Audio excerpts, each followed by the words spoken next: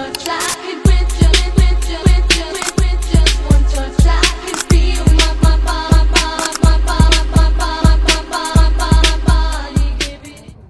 Udah siap belum? Jalan-jalan, jalan-jalan, jalan-jalan, jalan-jalan. Assalamualaikum semuanya. Halo teman-teman. Perkenalkan, nama saya Rani Yunti Saragi. Saya sebagai moderator dari kelompok Princess.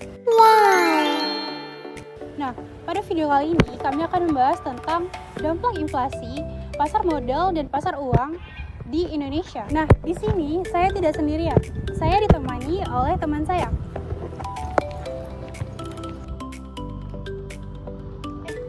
Halo, nama saya Ia Bustindalinti.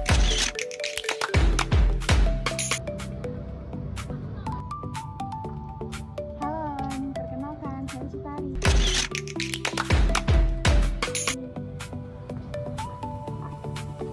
Perkenalkan saya Hasiban.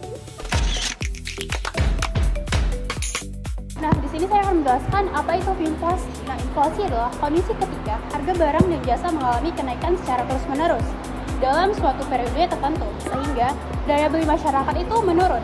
Nah, inflasi dapat disebabkan oleh meningkatnya permintaan masyarakat, kenaikan biaya produksi, maupun faktor eksternal seperti kenaikan harga minyak dan pelemahan dunia tukar rupiah.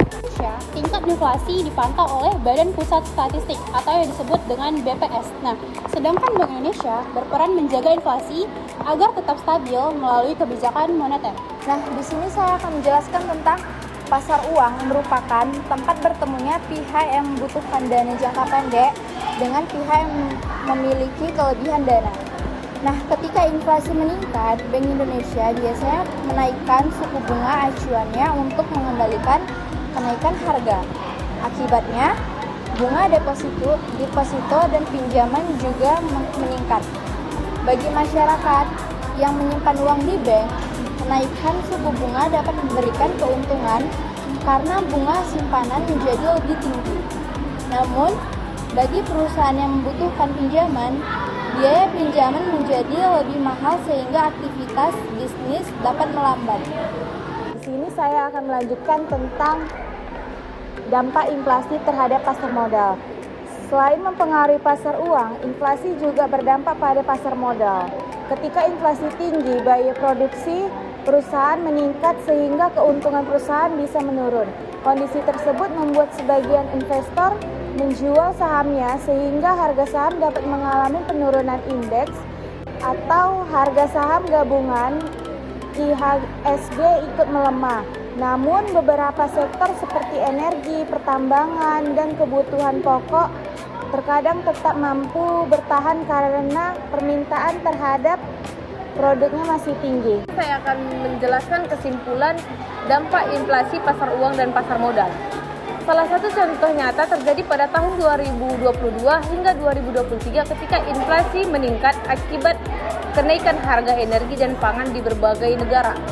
Bank Indonesia kemudian menaikkan suku bunga untuk menjaga stabilitas ekonomi.